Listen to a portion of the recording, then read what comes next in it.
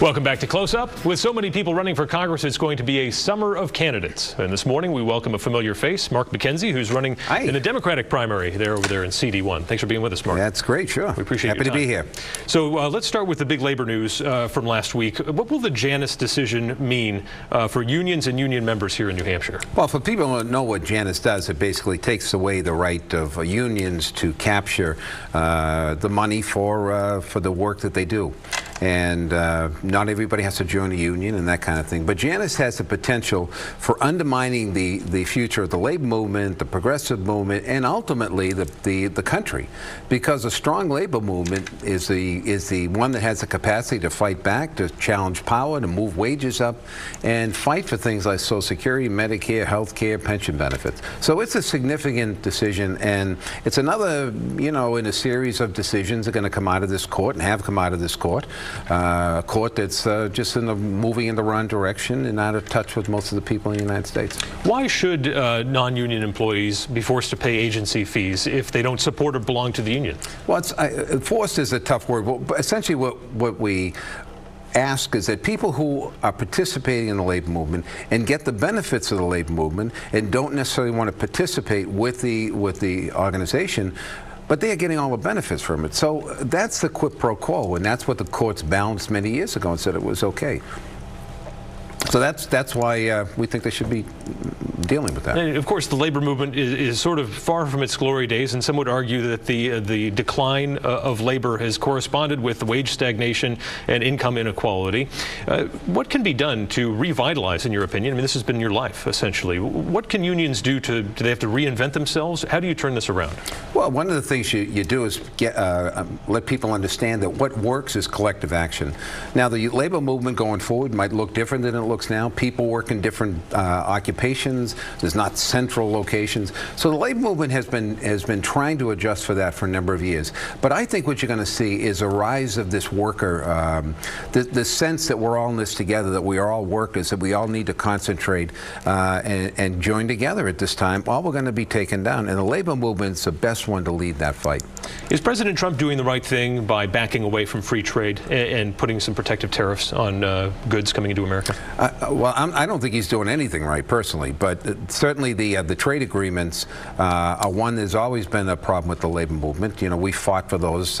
Democrats, by the way, were the ones that delivered many of those trade agreements over the years. So I think that there is a recognition that there's something wrong with trade in this country. The trade agreements are wrong, but there's a much bigger question about whether this is the right time to disrupt the economy in China and places like that. So we're still working on that.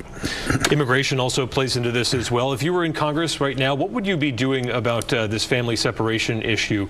Obviously a flashpoint of debate over the last few weeks. Well, the first thing, I mean, look at it. For many years, for all the time I was in the AFL-CIO and others, I've been standing shoulder to shoulder with the immigrant community. This is different now, a little bit different now, but it's the same idea that people are being pulled out of cars, they're being arrested, they're being detained, actually they're being jailed. And I walked with a young man that just got released the other day. So I think the way to do this is, first of all, get rid of ICE.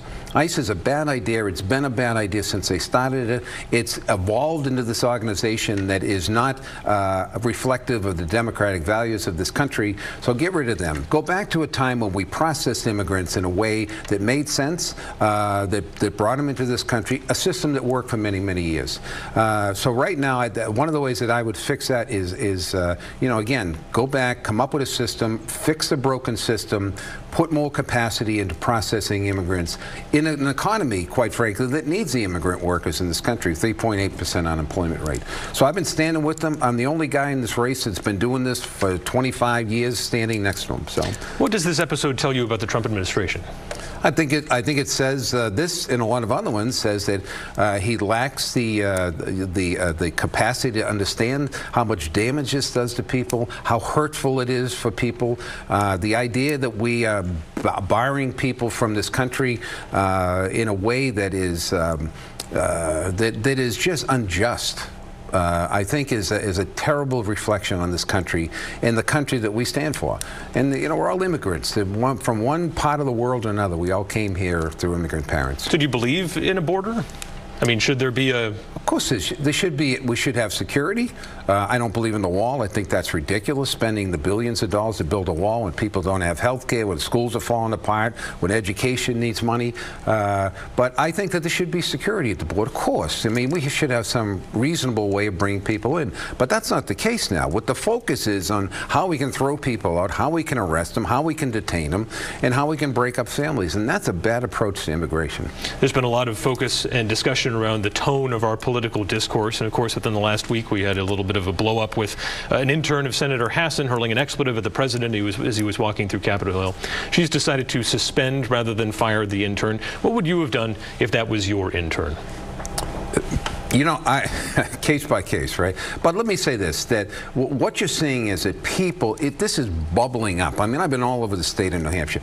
This is bubbling up from people. They are upset, angry, and they're looking for somebody to help lead them out of this mess that we're in, and somebody that has a capacity to do the kinds of things that need to get done to challenge power and to challenge this president. My history has been about leadership. It's been about bringing people together. It's been about, in the fire service, taking chaotic situations and bringing some kind of order to them. And that's what I think I bring to this campaign, that kind of leadership style. And I think I'm the best candidate to do this. I'm the best progressive candidate to do this, and I'm the only progressive candidate in this race that can win. I don't want to dwell on this too much, but it seems like people are kind of finding a way to condone what this intern did in a way. I mean, you're not really saying was it the wrong thing to do? You know, I don't know the incident. I know Maggie Hassan really well. She's thoughtful, and she'll deal with this in a way that's appropriate. But don't discount the fact that people are upset and it's bubbling up from them. Let's circle back to the Supreme Court. Obviously, if a more conservative tilt happens there, we could see anything that Democrats want to do in the future relating to gun control stymied because of the Second Amendment. What would you be doing in Congress to try to work past that, to try and find a constitutional solution that would eventually pass muster with what appears to be, what will appear to be, probably a more conservative court? Well, first of all, this is a play. This whole thing is playing out. This is a corruption in the system. This is a rigged system that Bernie Sanders talked about for a long period of time. The idea that you take that you get this person as president in place, and he uses the Supreme Court to his what he thinks is his advantage to undermine the rights of people, all women and immigrants and all kinds of people, is, again, it's not the American way.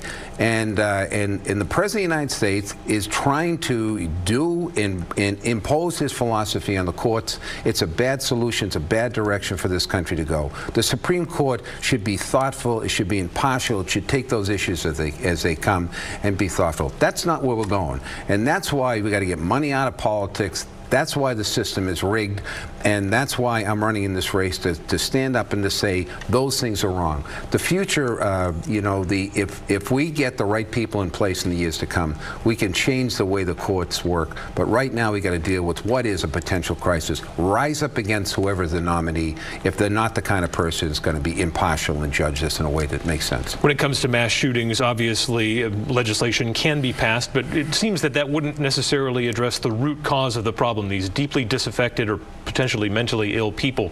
Why do you think this is happening? Why are people going into large places and taking so many lives? Well, first of all, let me say that I'm probably one of the only people who's ever seen the consequence of gun violence. I mean, I was a firefighter for a long time. I understand how guns get in places they shouldn't be, how people get hurt. This is this problem of guns in our country needs to be addressed. It's not an issue we're going to solve overnight. There are a number of measures that I would agree with that deal with guns and gun control.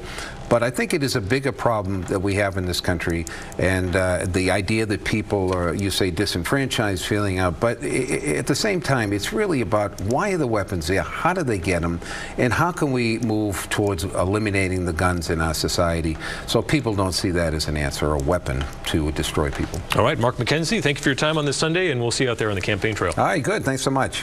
Stay with us. We'll be right back with some news and notes and analysis from John DeStaso.